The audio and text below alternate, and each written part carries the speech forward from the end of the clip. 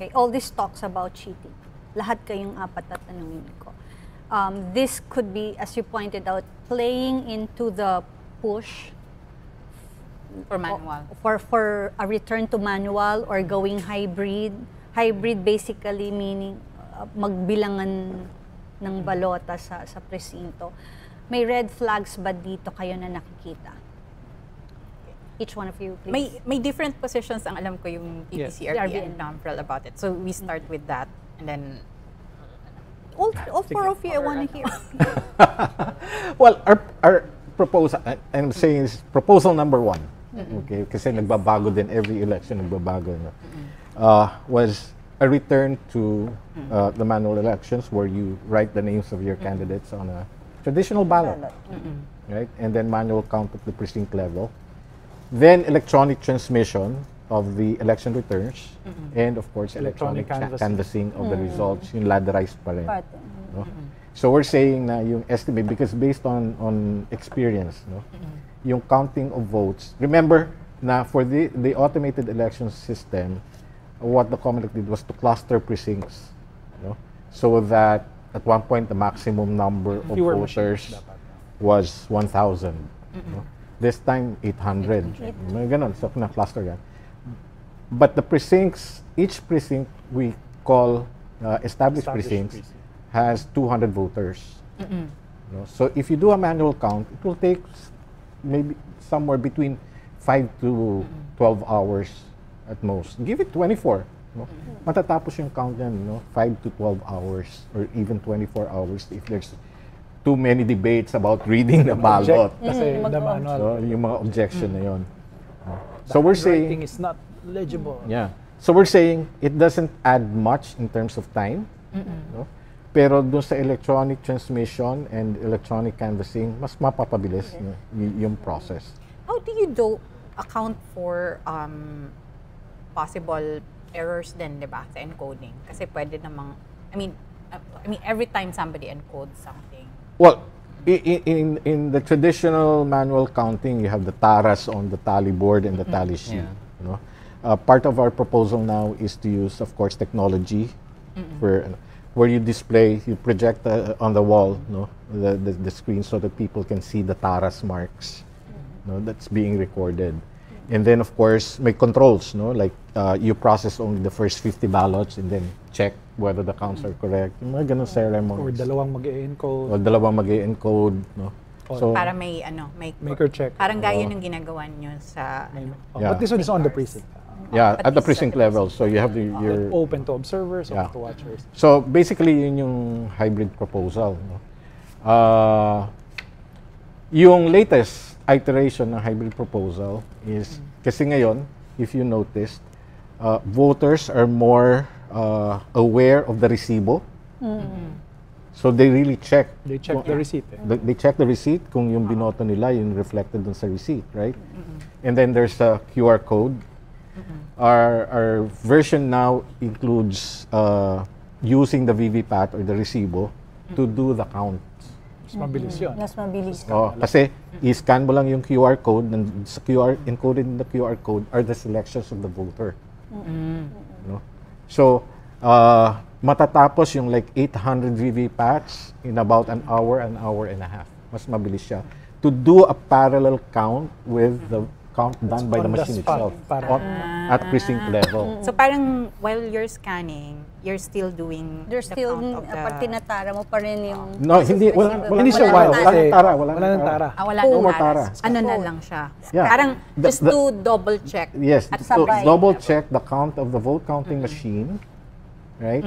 Using the resibo, and you use an ordinary cell phone can do the tallies, right? And the principle is that the voter checked the receipt. Yes. The voter checked. If there was an issue, they would have said so. Yes. So, yun ngayon, like I said, nag-i-evolve yung proposal Hindi na namin. handwritten. Hindi na handwritten. Use the VVPAT. It's the electronic counting. Na-check siya ng voter, and tiwala siya na, ito yung pinili ko. Ang PPCRB. Well, our position has been very clear since 2010. We support full automation. So, as far as we're concerned, we'd like as much technology as possible. And for a few reasons. The first reason is the one that Lito already mentioned, speed. The shorter the vulnerability window, the harder it is to cheat. If you're the time between you plug to the network and transmit and share the returns between all media entities and observers, if that's a few seconds or minutes, it's harder to cheat in a few minutes than, say, a few days. So that's our first reason. The second reason is auditability. In an electronic system, there are so many copies of the results and so many. I mean, there's the scanned image, there's the ballot itself, there's the VVPATs, there's the 8 printed, the transmitted copies, and whoever got the transmitted copy, marami pa, and the 22 that's printed after. There's so many pieces of the result that if you were to change the election, you have to change all of those, right? Yeah. So that's the second, auditability. And the third is safety. Even in an automated system, we do have volunteers who do have trouble. Like we had a fatality in 2016, I believe. So one of our volunteers was gunned down on the way out of the polling place. So safety is an issue for us. So we want that the entire proceedings get completed as fast as possible so that our volunteers are not put on the line. Risk. I think there are just some concerns because even though they know that gunning down a volunteer doesn't actually change the results, because that's not the basis is the electronic transmission. But again, some people don't know that, right? And they think that, oh, that's the ballot box going to the municipal board of canvassers, right? So it's a dangerous position to put our volunteers in particular in certain locations. So that's the third reason. So those are the 3 reasons why we normally prefer an automated system. I think Kayong dalawa. one thing people... Although I like keep Lito's VVPAT proposal. That's That's a new one. No, but that one we tried to push, remember? Yeah.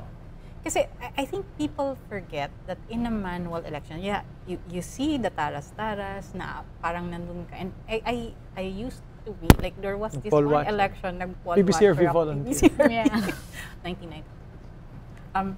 But ang problema mo doon, there's so many areas na pwedeng mag-intervene and the more Magdi-delay, time. oo.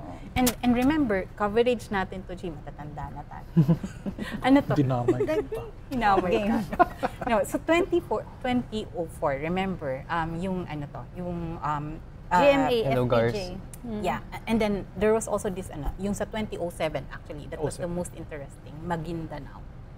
Yeah. The Maguindanao vote, the first output was 12-0. As in 12-0 at the provincial level. That never happens. yeah. Like Provincial statistically, level, parang lahat sila nag-troop to the and they only voted for one slate.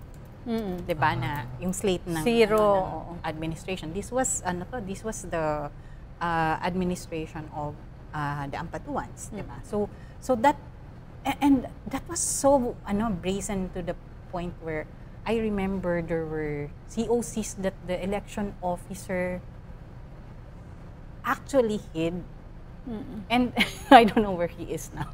Si Lintang Bidol, remember? So things like that happen in manual elections and even after elections, diba? Diba, whenever investigations happen, news break tayo na pag-ano na natin, pag-imbestigan na natin.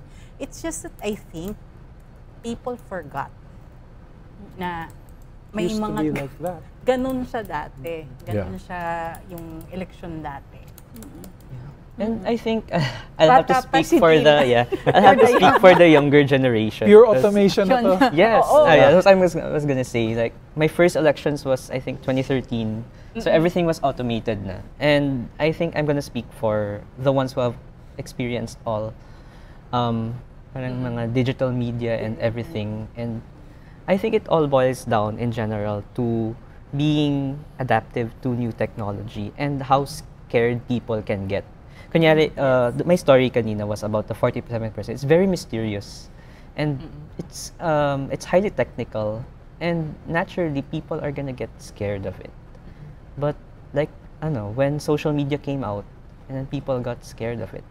In time, I think it's just gonna stabilize, and people will soon, like, kami, digital natives kami, like, we're gonna be dominating the we're gonna be dominating the we're gonna be dominating the population demographic in the future. You already are 55% Oh. of the Yeah, population. millennials actually, yeah. Yeah, you already are. And I think it all boils down to like you getting to know more about what actually happens. And I think it's the job of the people who instigate these systems to properly explain it to them. That's why I actually made that story, to try to laymanize what LLN means, what 47, what random is. Random is, yeah. Diba? So that trying to you know. define random is difficult. It's difficult. It's a challenge. How random is It's a random, challenge, right? but Yeah. Does I it have think to we're be gonna get normally there. distributed?